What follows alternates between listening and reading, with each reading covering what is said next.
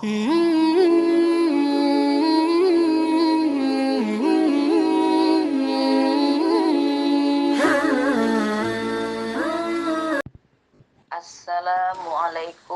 warahmatullahi wabarakatuh. Alhamdulillahillazi an'ama alaina bini'matil iman wa hadana ala dinil islam. Asyhadu an la ilaha illallah wahdahu la syarikalah lahul malikul haqqul mubin wa asyhadu anna sayyidina Muhammadan abduhu wa rasuluhul mab'utsu rahmatan lil alamin. Allahumma sholli wa sallim wa barik ala sayyidina Muhammadin wa ala alihi wa ashabihi ajma'in. Amma ba'du.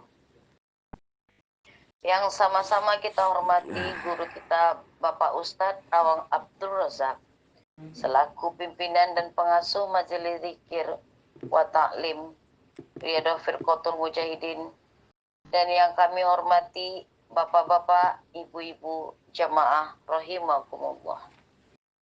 Hadirin yang dimuliakan Allah Subhanahu wa taala.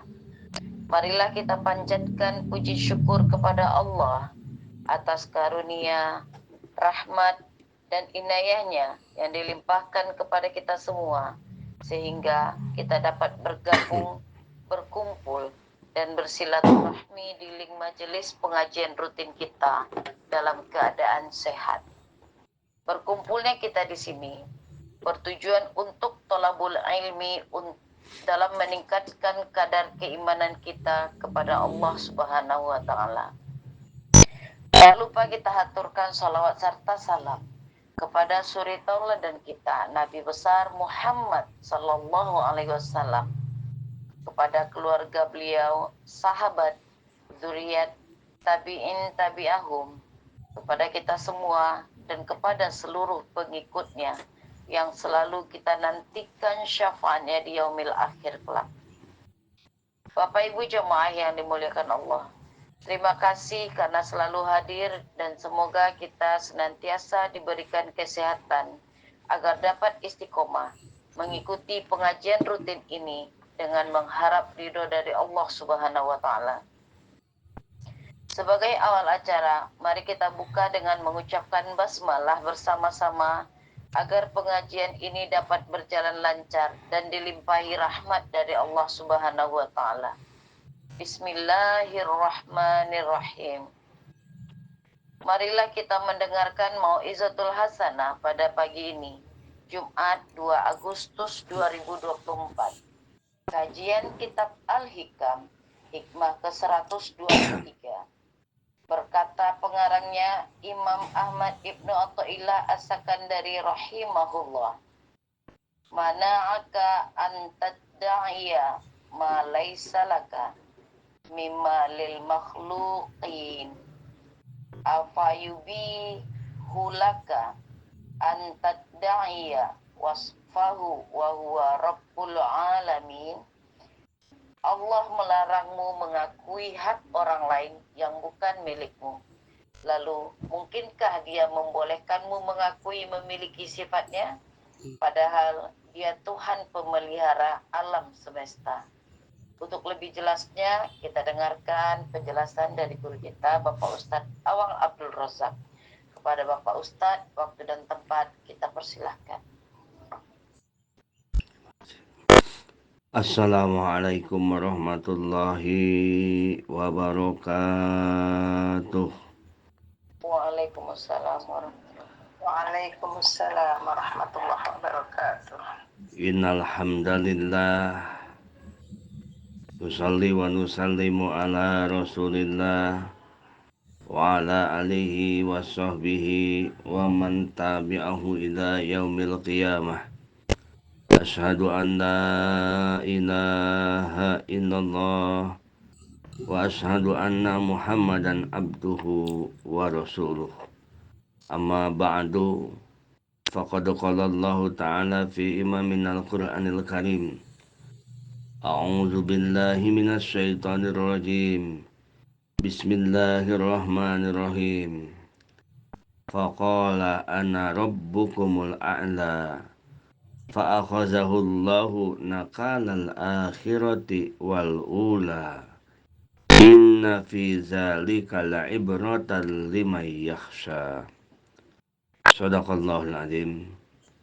Wa qala Rasulullah Muhammad sallallahu alaihi wasallam. Qala Allah Ta'ala azza wa jalla. Al-kibriya'u ridai wal azamatu izari faman najani wahidatan minhuma alqaituhu finnar.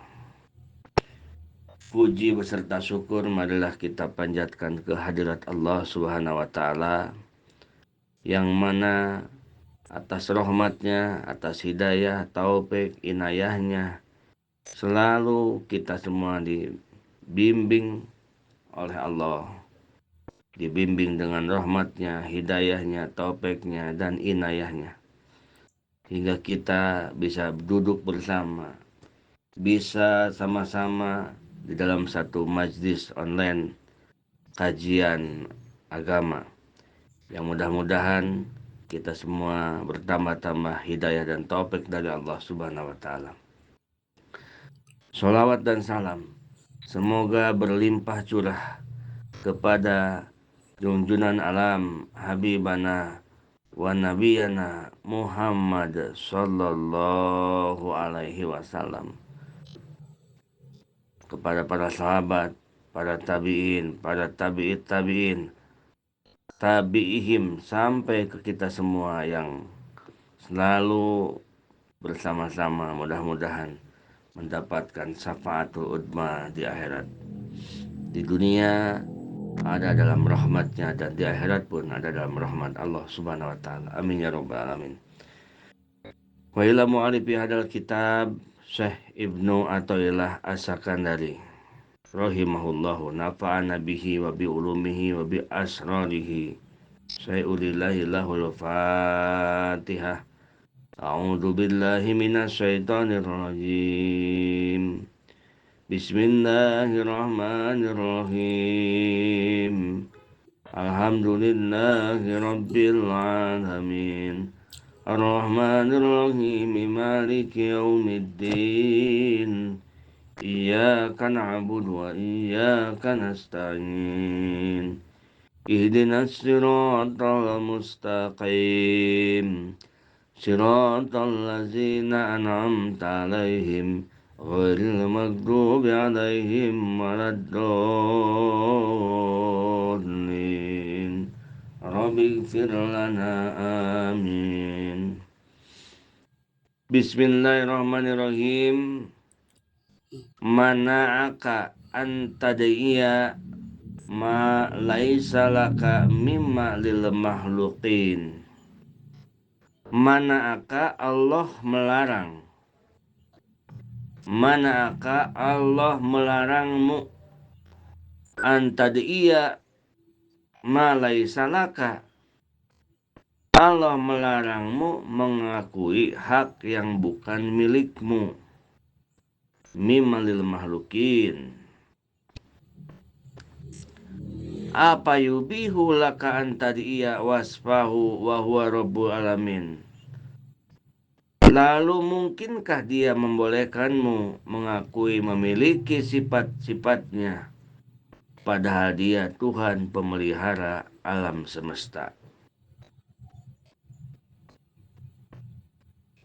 Nah, itu adalah judul di hikmah yang ke-123. Jamaah RFM yang dirahmati Allah Subhanahu wa taala, Allah melarang kita mengakui sesuatu yang bukan milik kita. Antadaiya malaysa. Idza kana Allah ta'ala mani'an laka ayyuhal abdu wa muharriman 'alaika antadaiya malaysa laka. Allah melarang kita mengakui sesuatu yang bukan milik kita. Misalkan itu rumah, rumah orang lain, itu rumah-rumah saya. Itu mobil-mobilku. Lalu ada misalkan mengaku jabat gelar pangkat yang bukan pangkatnya. Padahal dia tidak punya pangkat. Dia ngaku bupati, memakai baju bupati, atau tentara memakai baju tentara padahal bukan tentara. Disebut tentara, oknum tentara atau oknum bupati gadungan. Itu kan dihukum di dunia itu. Apa namanya? Yang mengakui yang bukan miliknya di dalam hukum dunia dihukum. Mengakui perbuatan orang lain. Misalkan satu perbuatan diakui oleh perbuatan kita. Proyek orang lain kita akui, itu akan jadi masalah, akan menimbulkan hukuman. Karena zulman wa udwanan, karena zalim dan sangat melampaui batas. Rasulullah Shallallahu Alaihi Wasallam bersabda dalam satu hadis, "Man idda'a ma laisa lahu falaisa minna wal yatabawwa maq'adahu minan nar." Barang siapa yang mengakui yang bukan miliknya, maka bukan golongan dariku, dan silakan cari tempatnya di neraka. Kata Rasulullah Muhammad SAW. Jadi Syekh Ibnu Athaillah mengatakan, manaka antadiya malaysa laka mimma lil mahlukin.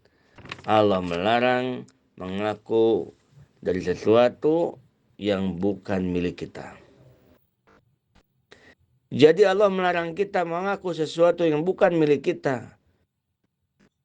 Itu di dalam kehidupan sehari-hari, di dalam dohiriyah kehidupan sehari-hari. Fakai payubihu laka antadiya sifatan mahsusatan min sifatihi wa huwa rabbul alamin. Maka bagaimana mungkin Allah membolehkan mengakui sifat-sifat Allah. Di dalam dohir pun manusia mengakui barang orang, mengakui milik orang, mengakui pangkat orang atau pekerjaan orang tidak boleh. Mengakui ucapan orang tidak boleh. Lalu bagaimana mungkin Allah membolehkan mengakui sifat-sifat Allah? Artinya tidak mungkin boleh, tidak mungkin selain Allah bisa mengakui sifat-sifat Allah. Kalau tadi mengakui harta orang, mengakui pekerjaan orang, mengakui pangkat orang, itu akan menimbulkan dosa dan akan dihukum. Coba lihat saja oleh ibu-ibu yang mengaku oknum ini, begitu ketemu ketahuan dihukum.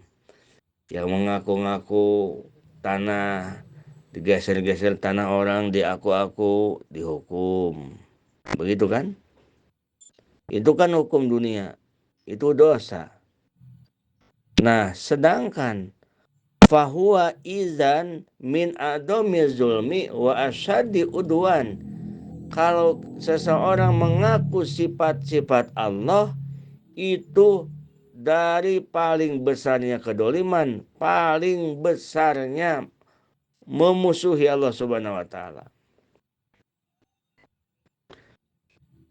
Nah, wasifatul mahsusatu bihi ta'ala kal gina wal qudrat wal quwat wal izzah wal ilmi. Nah, sifat yang tentu, sifat Allah itu banyak, tetapi yang tertentu oleh Allah yang khusus, di antaranya sifat Allah kaya, Allah kuasa, kuat, mulia, Allah tahu. Nah, itu sifat khusus. Jika sifat khusus, sifat-sifat Allah Subhanahu wa Ta'ala diakui oleh makhluknya, maka terjadilah sebuah kesalahan dan dosa yang sangat besar.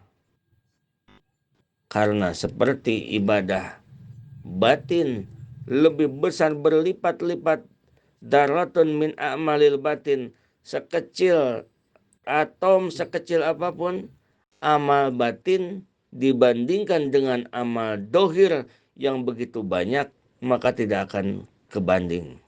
Saking besarnya amal batin, saking besarnya amal kebaikan. Tapakur 1 jam atau sesaat itu lebih utama dari sholat sunat sampai 1000 tahun.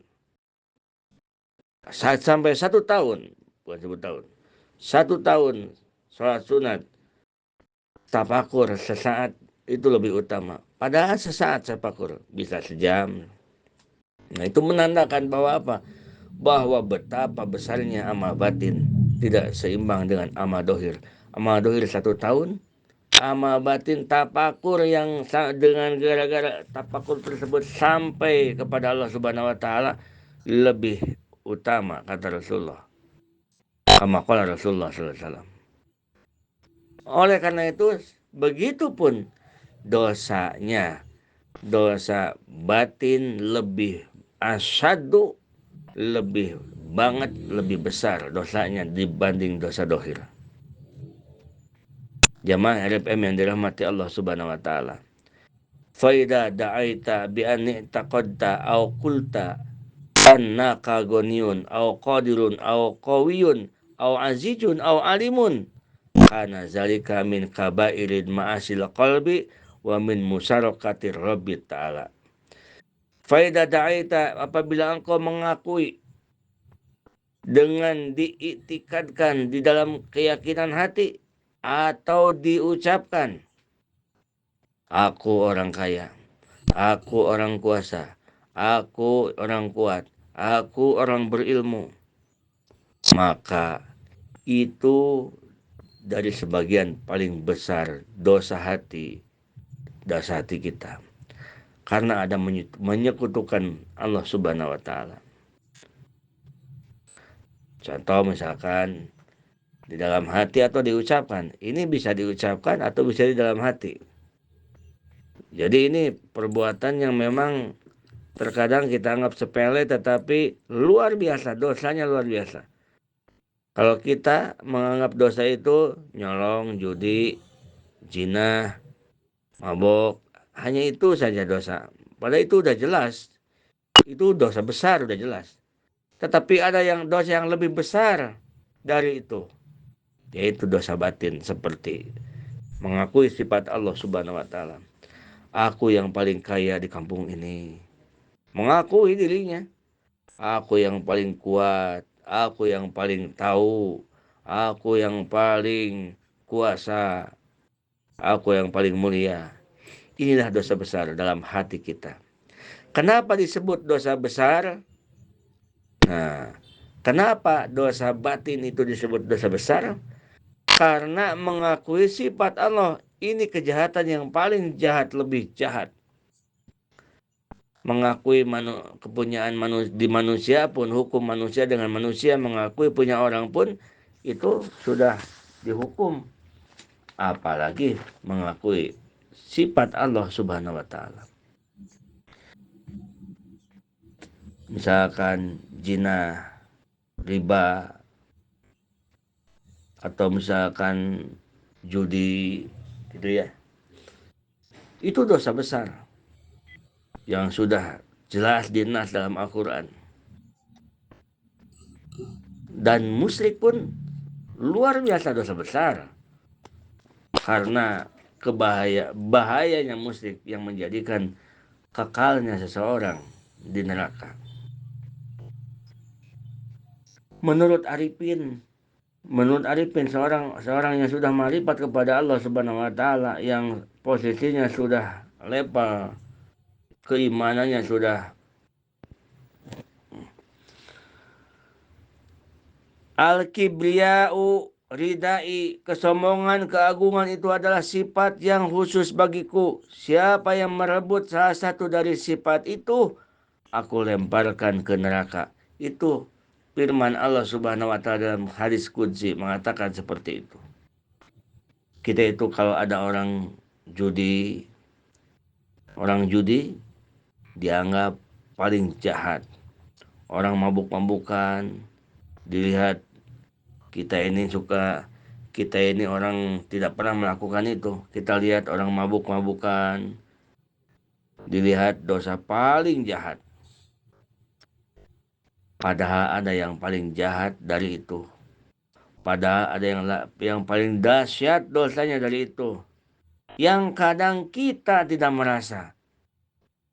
Orang yang merebut sifat Allah Ta'ala. Orang yang mengaku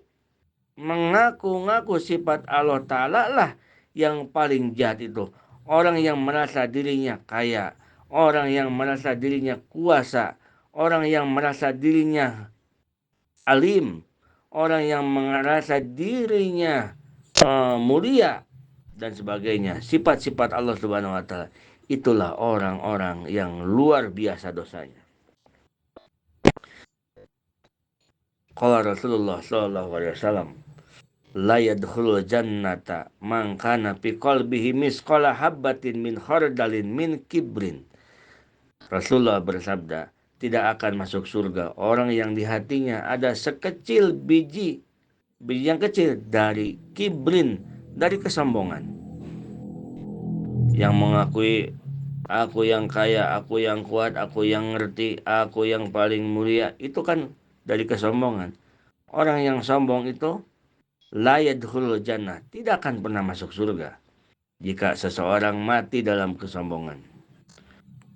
Qala Rasulullah sallallahu alaihi wasallam, la ahada aghyaru minallahi ta'ala.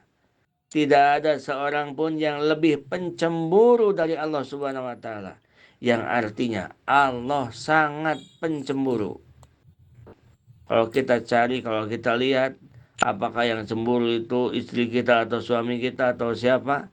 Yang paling cemburu adalah Allah. Allah itu pencemburu. La ahada aghyaru minallahi ta'ala. Tidak ada satu orang pun yang lebih pencemburu dari Allah Subhanahu wa taala. Wa ma'na la ghairah annahu la yardo bimusarokati ghairihi lahu bima hatasobihi min sifati rububiyah. Maknanya cemburu Allah Subhanahu wa taala, arti pencemburunya Allah, Allah paling tidak suka kalau ada orang yang mengaku-ngaku sifat Allah. Allah paling tidak suka kalau ada orang-orang yang mengakui sifatnya, yang merebut sifatnya, yang memakai sifatnya. Karena kemuliaan adalah sifat Allah. Karena keagungan adalah sifat Allah. Yang kaya itu Allah. Yang mampu itu Allah. Itu kan sifat Allah. Kalau kita punya suami atau punya istri, dirayu-rayu orang. Nah, misalkan atau punya suami atau istri lagi senang-senang dengan orang lain, pasti kita cemburu. Bisa dijadikan dari cemburu itu bisa menjadikan fatal sampai bubar rumah tangga, atau kalau masih bisa diperbaiki bisa hanya sekedar menjadi perhatian. Begitupun ibu-ibu, bapak-bapak, hubungan dengan Allah Subhanahu wa taala. Jika kita masih ditolong oleh Allah dan dimampukan untuk tobat total, berhenti, sadar, kita insya Allah diselamatkan oleh Allah Subhanahu wa taala. Nah, sifat-sifat kebesaran, keagungan, kemuliaan itu sifat Allah Subhanahu wa taala yang khusus. Siapa yang mengakui sifat itu, Allah marah. Allah cemburu. Jika kita sampai mati tidak tobat, maka termasuk hadis tadi. Yang mana? La yadkhulul jannata man kana fi qalbihi misqala habbatin min khardalin min kibrin. Tidak akan masuk surga orang yang hatinya ada sekecil biji sawi dari kesombongan. Masya Allah, tabarakallah. Setiap malam kita tobat, La ilaha illa anta subhanaka inni kuntu minadz zalimin. Tiada Tuhan selain Engkau ya Allah. Maha suci Engkau. Sesungguhnya aku orang yang dolim ya Allah. Aku ini dolim ya Allah. Mana dosa dohir, mana dosa batin. Mana dosa dohir tidak terhitung, dosa batin apalagi ya Allah. Aku suka mengakui aku yang kaya, aku yang kuat, aku yang mampu, aku yang mulia. Padahal itu dosa besar. Ampuni ya Allah, ampunilah ilaha illa anta subhanaka inni kuntu minadz zalimin. Itulah di grup ini disiapkan, disajikan setiap sepertiga malam zikir atau tasbihnya atau istighfarnya Nabi Yunus alaihissalam. Untuk apa? Untuk mengisi, memfasilitasi agar hati kita hadir. Karena sesungguhnya sesuatu yang akan merubah hidup kita itu adalah Allah Subhanahu wa taala. Jadi kita lebih memfokuskan taubat kepada Allah, lebih memfokuskan hijrah kepada Allah, dohir dan batin. Karena ternyata bukan hanya dosa mabuk, dosa judi, zina, bukan hanya itu yang besar. Ada yang lebih besar. Apa? Yaitu merasa mulia, merasa kita lebih dari segalanya dan mengakui sifat-sifat Allah Subhanahu wa taala. Hikmah yang ke-123 ini sangat berhubungan dengan hikmah yang ke-122. Kemarin kan di 122 ibu-ibu, bapak-bapak kalau masih ingat yang kemarin, hiasilah dohir kita dengan sifat kehambaan. Begitu kan? Fakir, lemah, begitu ya. Dan hiasilah dan pakailah hiasilah, jadilah batin kita dengan sifat rububiyah. Nyatakan batin kita dengan sifat rububiyah. Itu kan di hikmah yang ke-122. Itu kemarin tuh. Kun bi awsafi rububiyatihi muta'alliqan. Nyatakan oleh engkau dengan sifat-sifat ketuhanan. Engkau bergantung, bersandar hati kepada sifat ketuhanan dan berpakaian dohir ini dengan sifat kehambaan. Nah, nyambung dengan yang ini, hikmah yang ke-123. Wa bi awsafi rububiyyati mutalikon. Jadi di dalam hikmah yang ke-123 ini melanjutkan, menyempurnakan hikmah yang ke-122. Kita disuruh bersandar, bergantung dengan sifat Allah. Aku ini ada dengan adanya Allah, diadakan oleh Allah. Aku kaya dengan kekayaannya. Aku kuat dengan kekuatannya. Aku mulia dengan kemuliaannya. Bersandar dengan sifat Allah Subhanahu wa taala. Nah, ini dipuji oleh Allah. Aku kuat, dikuatkan Allah. Aku bisa, dibisakan Allah. Aku mampu, dimampukan Allah. Aku kaya, memang aku ini kaya. Di kampung ini aku kaya, tetapi sesungguhnya aku bukan kaya, tetapi aku dikayakan oleh Allah. Karena sesungguhnya yang kayanya itu adalah Allah. Mana buktinya? Satu saat jika Allah menghendaki, kekayaan yang ada di aku bisa diambil oleh Allah kapanpun. Itu. Aku kuat, bukan aku yang kuat, tetapi aku hanya dikuatkan oleh Allah. Satu saat jika Allah menghendaki, kekuatanku bisa diambil olehnya. Aku hidup aku itu hanya dihidupkan oleh Allah. Karena satu saat kita mau tidak mau, jika diambil oleh Allah lagi hidup kita, maka hidup kita tidak ada. Jadi kaya, kuat, hidup, mulia, semuanya tidak ada. Yang ada hanyalah kekayaan Allah, kemuliaan Allah, kekuatan Allah, dan hidupnya Allah Subhanahu wa taala.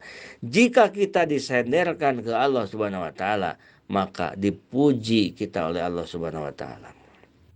Contoh, kita punya majikan. Kata kita ke majikan kita, Tuhan, aku ini bergantung kepada Tuhan. Hidup aku ini sekeluarga, aku, anak di rumah, bergantung kepada Tuhan. Aku mau begini, mau begitu, mau bagaimanapun, terserah Tuhan. mau disuruh apapun terserah Tuhan. Karena hidup dan matiku ini sekeluarga hanya Tuhan yang mengurus aku. Tuhan yang menguasai diriku. Nah, Tuhanlah yang menguasai diriku. Aku ini tidak mampu, aku ini tidak bisa apa-apa. Kalau tidak Tuhan bisakan, Tuhan yang bisa. Kalau kita coba jadi majikan, kita akan majikan itu akan senang. Nah, demikian pun kita hamba Allah. Bergantung kepada Allah, ya Allah, aku ada karena Engkau ada. Dan aku ada hanya diadakan oleh Engkau. Aku tahu karena diberitahu oleh Engkau. Aku mulia karena dimuliakan oleh Engkau. Aku terus karena disandarkan kepada Allah Subhanahu wa taala. Nah, agar lebih jelas sudah kemarin dibahas. Yang baik sandarkan kepada Allah di lisan dan di hati. Yang buruk sandarkan kepada Allah dalam hati, di dalam lisan salahkan diri sendiri. Kan kemarin udah. Kesimpulan Bapak-bapak, Ibu-ibu, bergantunglah kita kepada Allah.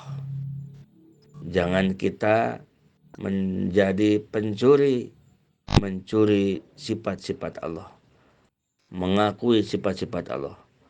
Orang yang merasa mulia, merasa besar, merasa tinggi, merasa gagah, merasa kuat, tinggal menunggu dihukum oleh Allah. Kalau masih dibiarkan di dunia, di akhirat pasti akan didapatkan hukuman itu jika tidak taubat kepada Allah Subhanahu wa taala. Ada orang yang minum arak, misalkan ada orang yang minum arak, minum minuman, mabuk-mabukan, kita merasa jijik dekat dengan orang itu karena dia merasa mulia. Kita melihat orang yang minum arak, kita tidak mau dekat dengan orang itu karena kita merasa jijik melihatnya. Kenapa? Karena kita merasa mulia. Kita merasa kita lebih baik dari orang itu. Nah, ini dosanya lebih dari dosa yang minum arak. Yang minum arak itu dosa besar. Dosa besar itu. Tetapi ada ya dosa yang lebih besar lagi, yaitu dosa jika kita melihat orang yang melakukan dosa, kita diri ini merasa mulia daripada dia. Itu adalah dosa lebih besar daripada yang dilakukan si pendosa itu. Karena merasa mulia itu adalah merebut sifat Allah. Kalau minum arak itu dia melakukan dosa dohir. Kalau kita merasa mulia itu merebut sifat Allah, dosa batin. Dosa dohir harus dijauhi. Begitupun dosa batin sangat harus dijauhi. Jadi kita harus bisa menjauhi dan selamat dari melakukan dosa dohir. Dan apalagi sangat harus diperhatikan, kita harus selamat dari melakukan dosa batin. Itu kesimpulan dari hikmah yang ke-123 ini. Yang disimpulkan bahwa sebagaimana kita tidak boleh mengaku kepunyaan orang, milik orang, begitupun dalam hati kita, dalam keyakinan kita, dan ucapan-ucapan kita tidak boleh mengaku sifat-sifat Allah Subhanahu wa taala. Tidak boleh mengakukan kita yang mulia, kita yang gagah, kita yang kuat, kita yang kaya, karena itu semua adalah sifat yang mahsus, yang khusus untuk Allah Subhanahu wa taala. Hadanallahu wa iyyakum ajmain. Assalamualaikum warahmatullahi wabarakatuh.